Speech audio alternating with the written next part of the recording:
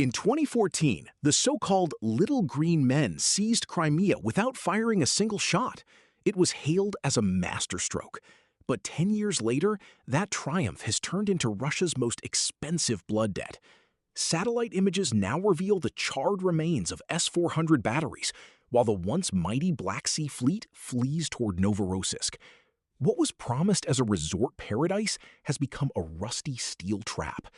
Why did the world's most advanced air defense become a slaughterhouse? The answer lies in a brutal new strategy: isolation.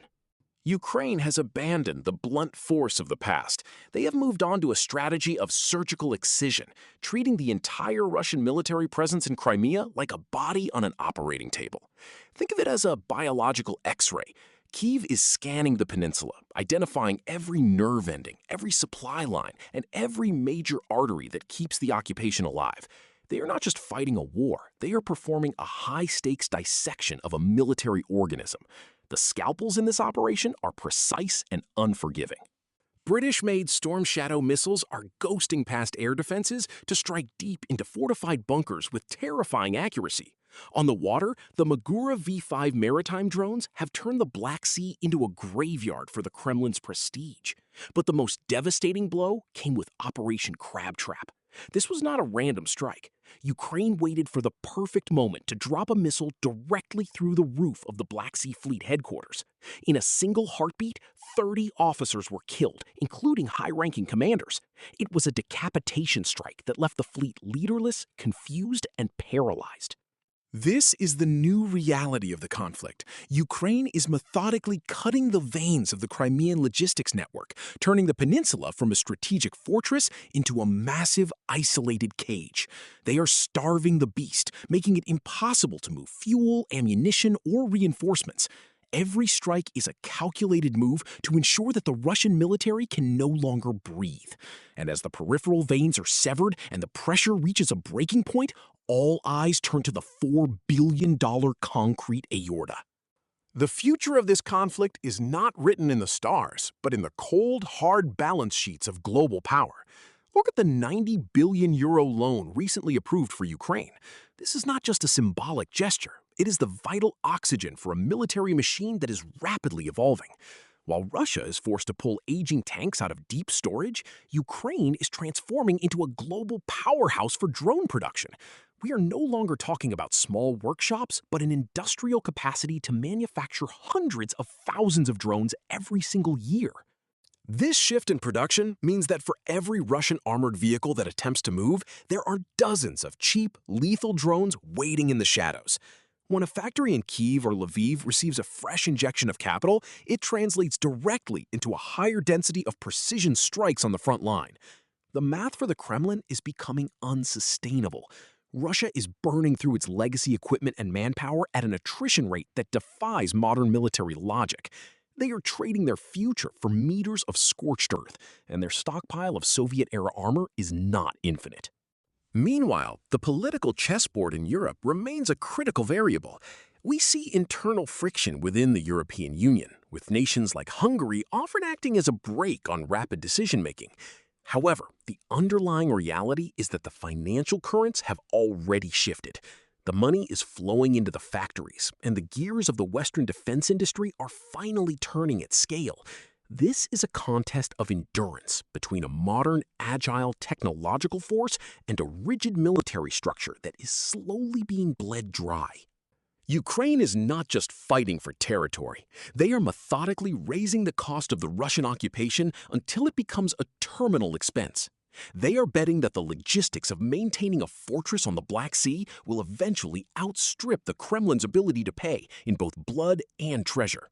If Crimea cannot sustain itself militarily, it will become the burden that collapses the entire empire.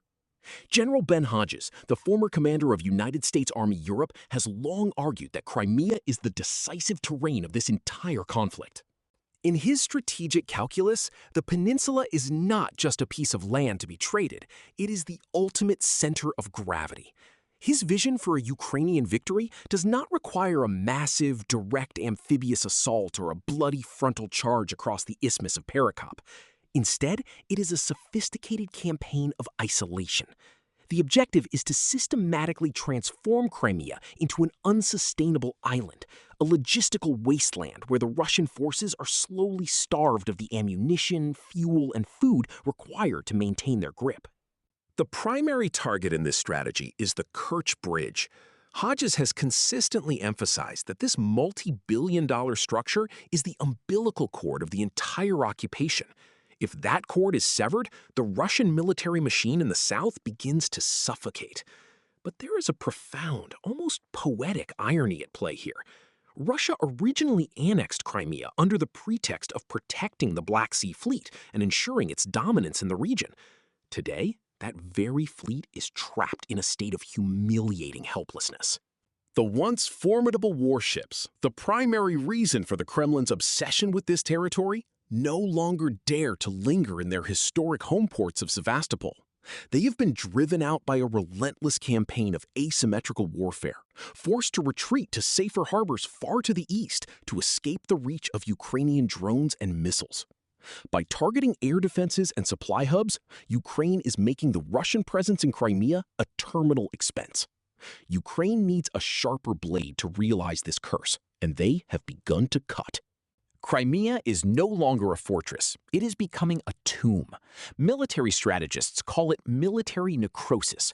It is a slow, agonizing death where the limbs of an army begin to rot because the blood flow of supplies has been cut off.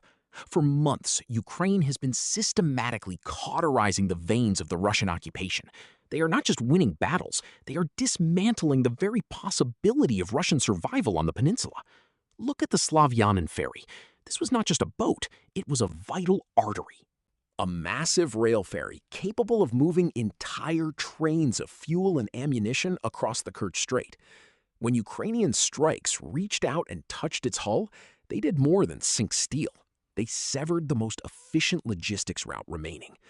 Without the ferries, the Russian war machine is forced to starve. And the cost of this failure is staggering. Take the Yamal, a large landing ship valued at $80 million. It is now a total loss. The Nikolai Filchenkov, worth $70 million, met a similar fate. These were the workhorses of the Black Sea Fleet, designed to haul heavy armor and thousands of troops to the front lines. Now, they are underwater monuments to Russian overreach. $150 million in high-tier hardware erased by asymmetrical strikes. With the sea routes burning, Moscow is forced to lean on the land corridor through Mariupol. But this is a desperate, fragile gamble. This thin strip of occupied territory is a narrow bottleneck, a geographical choke point. It is constantly watched by drones and sits well within the range of long-distance precision strikes.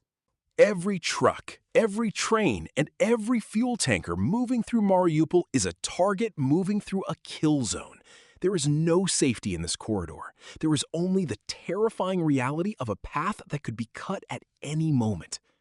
Inside the trenches and coastal batteries of Crimea, the atmosphere has shifted from bravado to a cold, creeping dread. The Russian soldiers stationed there are beginning to realize a terrifying truth. They are sitting ducks. They look at the horizon and see no rescue coming.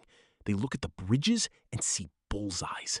They know that when the supplies dry up and the missiles start falling, there is nowhere left to run.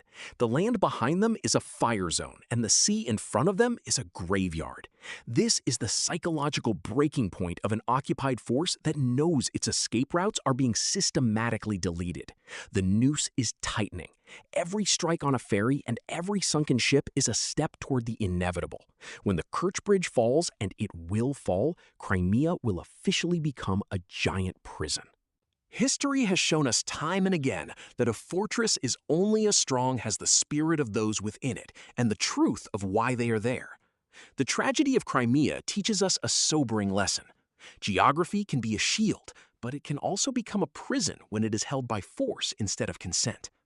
Beyond the billion-dollar ships and the strategic maps, there is a profound human cost that no balance sheet can truly capture. True security is not found in concrete spans or missile batteries, but in the bridges we build between people and the respect for a nation's sovereignty. As we watch the shadows lengthen over the peninsula, let us remember that the most enduring victories are not won on a battlefield, but in the quiet restoration of justice and the resilience of the human soul. The annexation of Crimea was once hailed as the ultimate masterstroke of power, yet today, that triumph has transformed into a slow, tightening noose around the future of the Russian Federation. Every precision strike on a ferry and every smoldering wreck of a billion-dollar warship serves as a grim milestone toward an inevitable conclusion. When the Kerch Bridge finally collapses, and military analysts agree it is a matter of when, not if, the peninsula will transform from a strategic jewel into a massive, isolated prison. There is a profound, bitter irony in this historical cycle. The very territory seized to project strength has become the primary catalyst for national exhaustion. People now live in the long, cold shadows of missile batteries, clinging to the illusion of a fortress that is slowly being hollowed out from within. Geography can be a shield, but it becomes a suffocating cage when held by force instead of consent. Ultimately, the greatest tragedy of Crimea is the realization that the thing you fought to steal is exactly what leads to your undoing.